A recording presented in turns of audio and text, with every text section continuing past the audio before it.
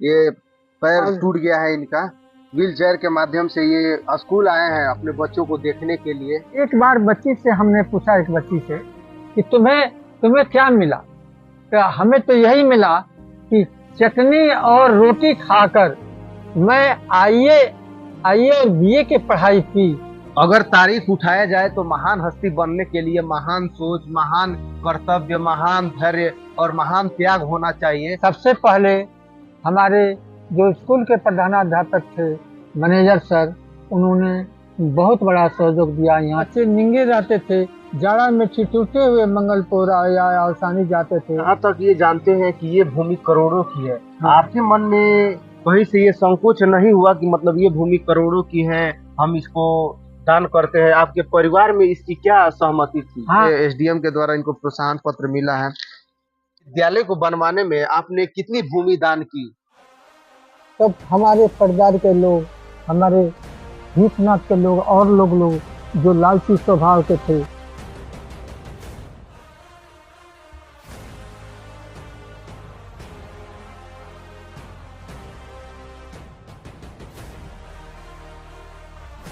तो नमस्कार, अभी हम मौजूद हैं चंपारण की धरती पर। वैसे तो भारत के इतिहास में बहुत सारे दानवीर हुए, लेकिन हम ऐसे शख्स से रूबरू कराते हैं जिन्होंने अपने नाम के सारी भूमि सरकार के अधीन कर दिया और उसके बदले में कुछ नहीं मांगा तो बच्चों के भविष्य के लिए एक विद्यालय।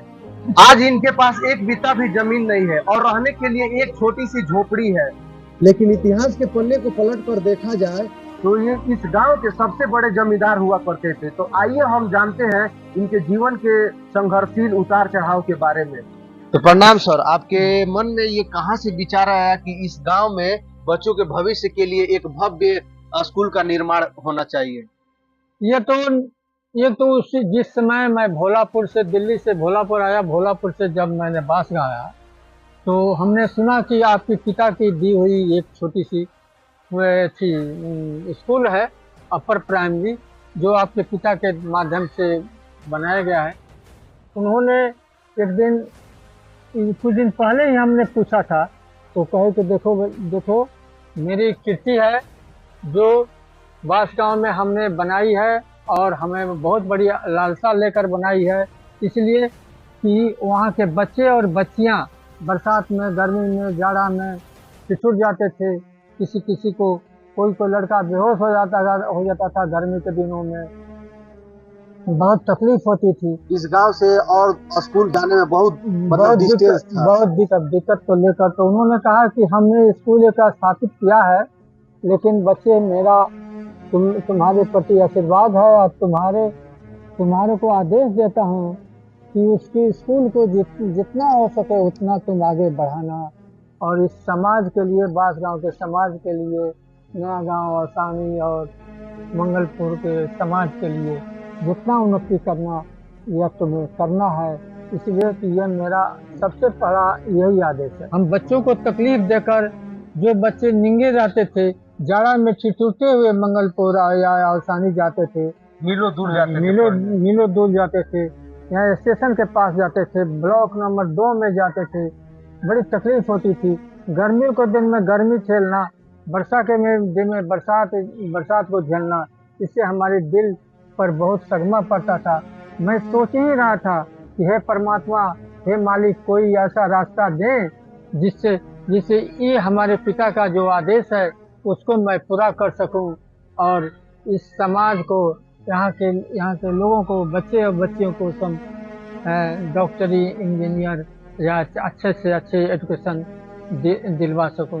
यह पिता के प्रेरणा से, पिता के आदेश से मुझे ये दिल में बैठा हुआ था।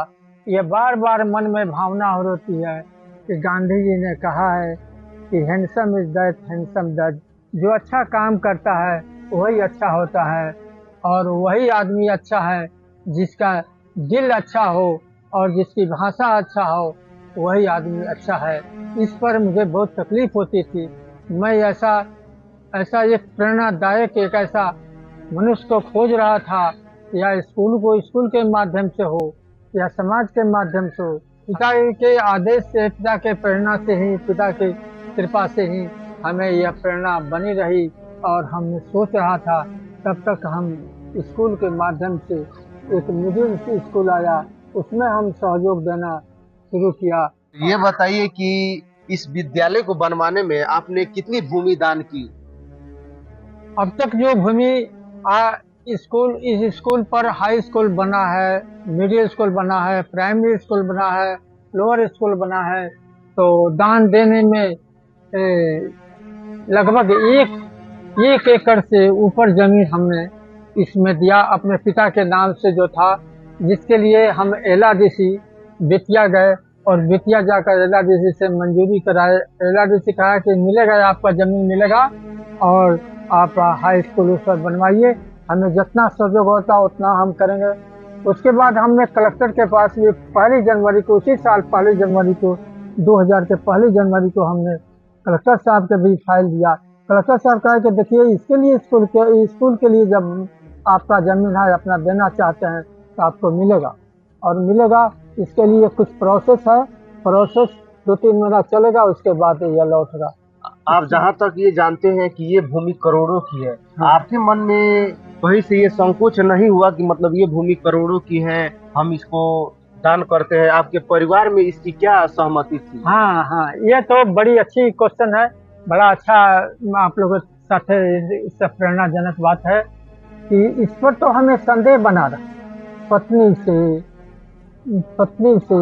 बच्चे से, परिवार के लोगों से, पर्दारी लोगों से, सबों से हमें डर लगा। और वही, लेकिन आपके जो पिताजी कहे थे उस पे आप अडिग रहे। पिताजी जो कहे थे कि बच्चे जो चल रहे हो उस पर चलो, वही तुम्हारे जीवन का लक्ष्य होना चाहिए। और हमने पिताजी से पहले भी हमने सुना था कि देखो, आगे बढ़कर पीछे नहीं देखना चाहिए। उसके बाद जब हम दान देने की बात हुई तो इस पर 1 एकड़ से ऊपर की जमीन जब हमने दान दिया तब तब हमारे परिवार के लोग, हमारे हितनाथ के लोग और लोग जो लालची स्वभाव के थे, आप उन लोगों को बात माने? नहीं माने। उन लोगों ने बात, जिससे हमको हमारे साथ बहुत विद्रोह किए लोग, हमारे साथ काटने कटाने की भी बात लगे, बात करने। फिर भी कहेंगे हम जो कर दिए हैं, जो हमारे पिता की जमीन है वो हम कर ही रहेंगे। वो लोग कहे कि आपको एक बार कह दीजिए कि हम नहीं देंगे तो हम इसको सब कैंसिल करा दे। हम कहें कि ऐसा नहीं कर, झंडा के तले जो हमने संकल्प लिया है वो आजीवन मैं संकल्प लूँगा, आजीवन मैं करूँगा, और वही हमने किया और आज तक मैं कर ही रहा हूँ जब तक ये जीवन रहेगा। बच्चों की उन्नति के लिए हम ये देकर ही रहेंगे, जैसा भी है। इस झंडा के मान के लिए हमने इसको कभी भी सर नहीं झुकाएंगे और कभी भी हम नतमस्तक नहीं होंगे। तो अच्छा, ये जो भूमि आप दान दिए तो आपके परिवार में आपके बच्चे और बच्चियों क्या सहमति थी? हाँ, हमारी पत्नी की सहमति थी, पत्नी ही थी एकमात्र, और बच्चे जो पढ़ते थे तो दिल्ली पढ़ते थे, 10वां 11वां 8वां 7वां में पढ़ रहे थे, उसमें पिताजी के माध्यम से ही हमने पढ़ाने ले गए थे, तो उनकी सम्मति थी। बाकी गांव के इन्हीं गिने लोग, हम इसको कलंक नहीं देंगे, गांव के हिंदू हो, मुसलमान हो, या हमारे जात के लोग हों या किसी भी जात के लोग, सभी लोगों ने कहा कि ना बाबूजी आपने अच्छा काम किया है, अच्छा काम किया। गांव के सभी लोगों ने आपको सराहा? सब आकर सराहा, सबको प्रोत्साहन दिए। और उस साल जिस साल गवर्नर के नाम से हमने ये रिटर्न किया, उस साल हमने करीब हमें अभी याद पड़ता है करीब 12,000 रुपया हमने बच्चों को दान दिया है। तो आप देख सकते हैं कि बहुत सारी कठिनाइयां होने के बाद अपने बात पर अडिग रहे। इन्होंने अपना ये ठान लिया था कि नहीं, अपने पिताजी के कहे हुई बातों को मैं नहीं टालूंगा। और तो सर ये बताइए कि इतना बड़ा भव्य स्कूल बनवाने में, विद्यालय बनवाने में किन किन लोगों ने आपका साथ दिया? पवित्र काम में बढ़ने के लिए सबसे पहले हमारे जो स्कूल के प्रधानाध्यापक थे, मैनेजर सर, उन्होंने बहुत बड़ा सहयोग दिया यहाँ से बेतिया तक, और कलेक्टरिएट में जहाँ भी गए तहाँ भी सहयोग दिया। भोलापुर गए, रात बिरात गए, और 3-4 बरस तक हमारे साथ में वो लगे रहे।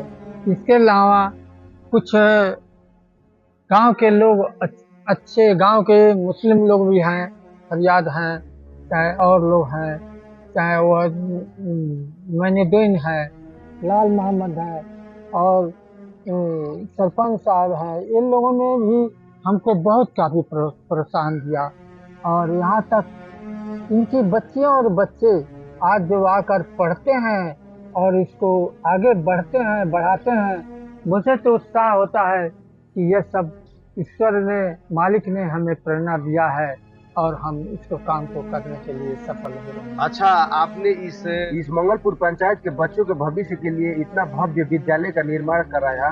कहाँ आपको खुशी होती है ये दृश्य देखकर कि आपको मतलब लगता है कि हाँ मैंने एक अच्छा काम किया है? किस बात से?